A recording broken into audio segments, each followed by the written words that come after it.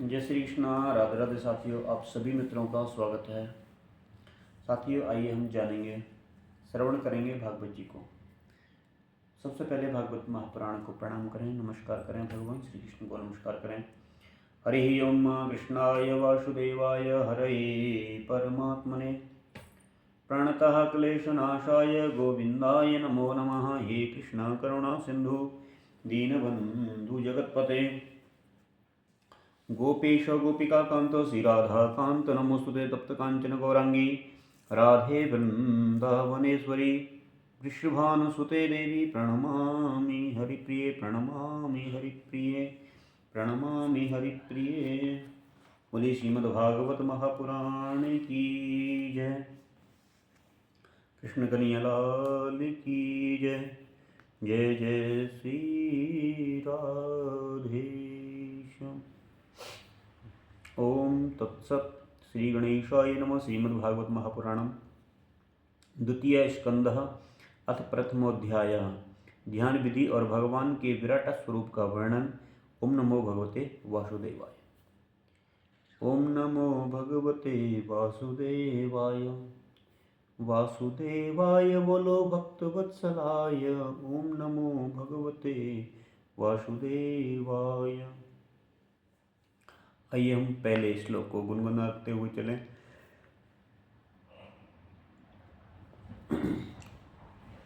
श्रीशुकोवाच वरीयानेसुते कृष्णः कृतो लोकहितं नृप आत्मवित्सम्मतः पुंसां श्रोतव्यादिषु यः परः। सुखदेव जी ने कहा कि परीक्षित, तुम्हारा लोकहित के लिए किया हुआ ये प्रश्न बहुत ही उत्तम है। मनुष्य के लिए जितना भी बातें सुनने, स्मरण करने या कीर्तन करने की हैं, उन सब में यह श्रेष्ठ है। आत्मज्ञानी पुरुष ऐसे प्रश्न का बड़ा आदर करते हैं। राजेंद्र, जो गृहस्थ घर के काम धंधों में उलझे हुए हैं, अपने स्वरूप को नहीं जानते, उनके लिए हजारों बातें कहने, सुनने एवं सोचने करने की रहती हैं। उनकी सारी उम्र यूं ही बीत जाती है। उनकी रात नींद या स्त्री प्रसंग से कटती है और दिन धन की हाय हाय या कुटुंबियों के भरण पोषण में समाप्त हो जाता है। संसार में जिन्हें अपना अत्यंत घनिष्ठ संबंधी कहा जाता है, वे शरीर, पुरुष, स्त्री आदि कुछ नहीं हैं, असत हैं। परंतु जीव उनके मोह में ऐसा पागल सा हो जाता है कि रात दिन उनको मृत्यु का ग्रास होते देख कर भी चेतना नहीं। इसलिए परीक्षित, जो अभय पद को प्राप्त करना चाहता है, उसे तो स्वर्गात्मा, सर्वात्मा, सर्वशक्तिमान भगवान श्री कृष्ण की ही लीलाओं का श्रवण और कीर्तन और स्मरण करना चाहिए। क्यों? क्योंकि मनुष्य जन्म का यही इतना ही लाभ है। चाहे जैसे हो, ज्ञान से, भक्ति से अथवा धर्म से, की गई निष्ठा से जीवन को ऐसा बना लिया जाए कि मृत्यु के समय में भगवान की स्मृति अवश्य बनी रहनी चाहिए या अवश्य बनी रहे। परीक्षित, जो निर्गुण स्वरूप में स्थित है एवं विधि निषेध की मर्यादा को लांघ चुके हैं, वे बड़े ऋषि मुनि भी प्रायः भगवान के अनंत कल्याणमय गुणों के वर्णन में रमे रहते हैं।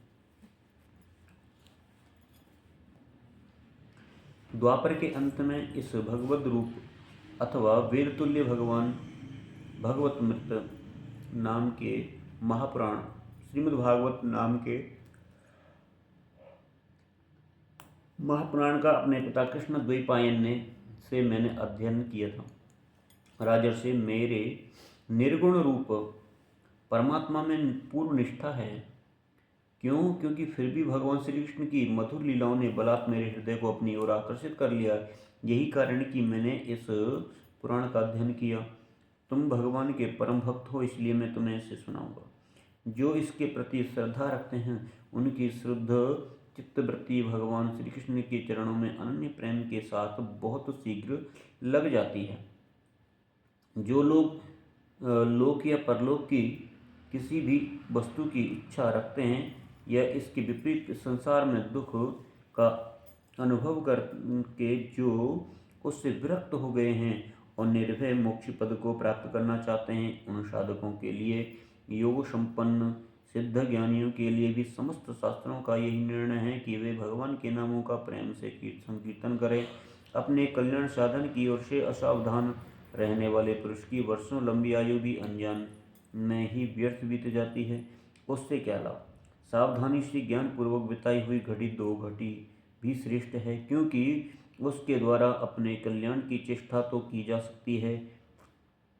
राजर्षि खटवांग अपनी आयु की समाप्ति का समय जानकर 2 घड़ी में ही सब कुछ त्याग कर भगवान के अभय पद को प्राप्त हो गए। परीक्षित, अभी तो तुम्हारे जीवन की अवधि 7 दिन की है। इस बीच में ही तुम अपने परम कल्याण के लिए जो कुछ करना चाहिए सब कुछ कर लो। मृत्यु का समय आने पर मनुष्य घबराए नहीं। उसे चाहिए कि वह वैराग्य के शास्त्र से शरीर और उससे संबंध रखने वालों के प्रति ममता को काट डाले। धैर्य के साथ में घर से निकलकर पवित्र तीर्थ के जल में स्नान करे और पवित्र एकांत में स्नान में विधि पूर्वक आसन लगा करके बैठ जाए। तत्पश्चात परम पवित्र ओम 3 मात्राओं से युक्त प्रणव का मन ही मन जप करे। प्राणवायु को वश में करके मन का दमन करे और एक क्षण के लिए भी प्रणव को न भूले। बुद्धि की सहायता से मन के द्वारा इंद्रियों को उनके विषयों से हटा ले और कर्म की वासनाओं से चंचल हुए मन को विचार के द्वारा रोककर भगवान के मंगलमय रूप में लगा स्थिर चित्त से भगवान के श्री विग्रह में से किसी एक अंग का ध्यान करें। इस प्रकार एक एक अंग का ध्यान करते समय वासना से रहित मन को पूर्णतः भगवान में ऐसा तल्लीन कर दें कि फिर और किसी विषय का चिंतन न ही रहे। वही भगवान विष्णु का परम पद है, जिसे प्राप्त करके मन भगवत प्रेम रूप आनंद से भर जाता है। यदि भगवान का ध्यान करते समय मन रजोगुण से विक्षिप्त और तमोगुण से मूढ़ हो जाए तो घबराएं नहीं। धैर्य के साथ में योग धारणा के द्वारा उसे वश में करना चाहिए।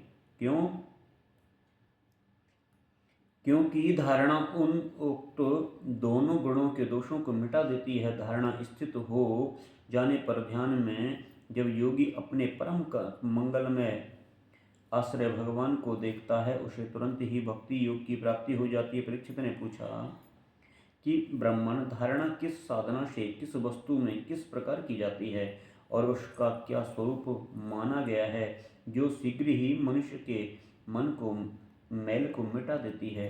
सुखदेव जी कहते हैं कि परीक्षित, आसन, श्वास, आसक्ति और इंद्रियों पर विजय प्राप्त करके फिर बुद्धि के द्वारा मन को भगवान के स्थूल में लगाया जाना चाहिए। यह कार्य रूप संपूर्ण विश्व जो कुछ भी कहीं भी है या होगा, सब का सब दिख में सबका सब जिसमें दिख पड़ता है वही भगवान का स्थूल से स्थूल और विराट शरीर है। क्या है? विराट जो है वो शरीर है। जल, अग्नि, वायु, आकाश, अहंकार और महत्व और प्रकृति, इन 7 अवतरणों से घिरे हुए इस ब्रह्मांड शरीर में जो विराट पुरुष भगवान हैं, वे ही धारणा के आश्रय हैं। उन्हीं की धारणा की जाती है। तत्वज्ञ पुरुष उनका इस प्रकार वर्णन करते हैं कि पाताल विराट पुरुष के तलवे हैं, उनकी एड़ियाँ पंजे रसातल हैं, दोनों गुल्फे एड़ी के ऊपर की गांठें महातल हैं, उनके पैर के पिंडे तलातल हैं। विश्वमूर्ति भगवान के दोनों घुटने सुतल एवं जांघें वितल और अतल हैं। पेड़ भूतल और परीक्षित, उनके नाभि रूप सरोवर को ही आकाश कहते हैं। आदि पुरुष परमात्मा की छाती को स्वर्ग लोक, गले को महरलोक, मुख को जललोक और ललाट को तपोलोक कहते हैं। उन सहस्त्र सिर वाले भगवान का मस्तक समूह ही सत्यलोक है। इंद्रादि देवता उनकी भुजा, दिशाएं, कान और शब्द श्रवणेन्द्रिय हैं। दोनों अश्विनी कुमार उनकी नासिका के क्षेत्र हैं। गंधक घ्राण इंद्रिय और धधकती हुई आग उनका मुख है। भगवान विष्णु के नेत्र अंतरिक्ष और उनमें देखने की शक्ति सूर्य, दोनों पलकें रात दिन हैं। उनका भ्रूविलास ब्रह्मलोक है। तालु जल है और जिह्वा रस है। वेदों को भगवान का ब्रह्मरंध्र कहते हैं और यम को दाढ़ें। इस प्रकार के स्नेह दांत और उनकी जन्मोहिनी माया को ही उनकी मुस्कान कहते हैं ये अनंत सृष्टि उसी माया का कटाक्ष विक्षेप है। लज्जा ऊपर का होठ और लोभ नीचे का होठ और धर्म स्तन और अधर्म पीठ है। प्रजापति उनके मूत्रेंद्रिय हैं। मित्रा वरुण अंडकोश है। समुद्र कोक हैं और बड़े बड़े पर्वत उनकी हड्डियां हैं। राजन विश्व मूर्ति विराट पुरुष की नाड़ियां नदियां हैं। वृक्ष रोम हैं। परम प्रबल वायु श्वास है। काल उनकी चाल है और गुणों का चक्कर चलाने रहना ही उनका कर्म है। परीक्षित बादलों को उनके केस मानते हैं। संध्या उन अनंत काल का वस्त्र है। महात्माओं के अव्यक्त मूल प्रकृति को ही उनका हृदय बतलाया है। सब विकारों का खजाना उनका मन चंद्रमा कहा गया है। और महत्वत्व सर्वात्मा भगवान का चित्त कहते हैं और रुद्र उनके अहंकार कहे गए हैं। घोड़े खच्चर ऊंट हाथी उनके नख हैं।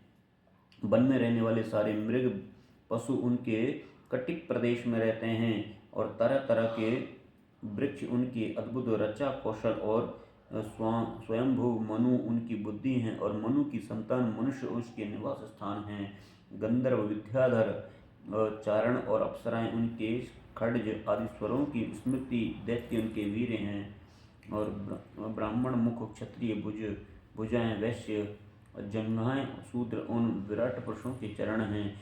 विविध देवताओं के नाम से जो जो बड़े बड़े द्रव्यमय यज्ञ किए जाते हैं वे उनके कर्म हैं।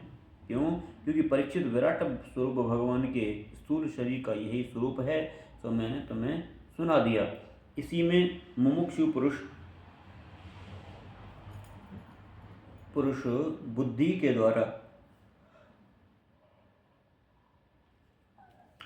द्वारा मन को स्थिर करते हैं, क्योंकि इससे भिन्न और कोई वस्तु नहीं है। जैसे स्वप्न देखने वाला स्वप्नावस्था में अपने आप को ही विविध पदार्थों के रूप में देखता है, वैसे ही सबकी बुद्धि वृत्तियों के द्वारा सब कुछ अनुभव करने वाला सर्वंतर्यामी परमात्मा भी एक ही है। उन सत्य स्वरूप आनंद निधि भगवान का ही भजन करना चाहिए। अन्य किसी भी वस्तु में आसक्ति नहीं करनी चाहिए, क्योंकि ये आसक्ति जीव के अधःपतन का हेतु है। जय श्रीमद्भगवते महापुराणे पारमहंस्यां संहितायां द्वितीय स्कंधे महापुरुष संस्थानुवर्णने प्रथमोऽध्याय। कृष्णाय वासुदेवाय हरे परमात्मने प्रणतः क्लेशनाशाय गोविंदाय नमो नमः। हे कृष्ण करुणा सिंधु दीनबंधु जगत्पते गोपेश गोपिका कांत श्री राधा कांत नमोस्तुते। हरे कृष्ण कृष्ण कृष्ण हरे हरे हरे राम राम राम हरे हरे। साथियों, आपने द्वितीय अध्याय के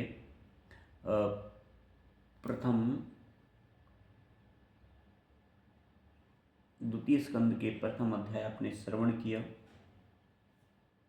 और साथियों, कल हम द्वितीय स्कंद के दूसरे अध्याय को श्रवण करेंगे। आइए हम महामंत्र के साथ में वाणी को विराम दें। हरे कृष्ण कृष्ण कृष्ण हरे हरे, हरे राम राम राम हरे हरे।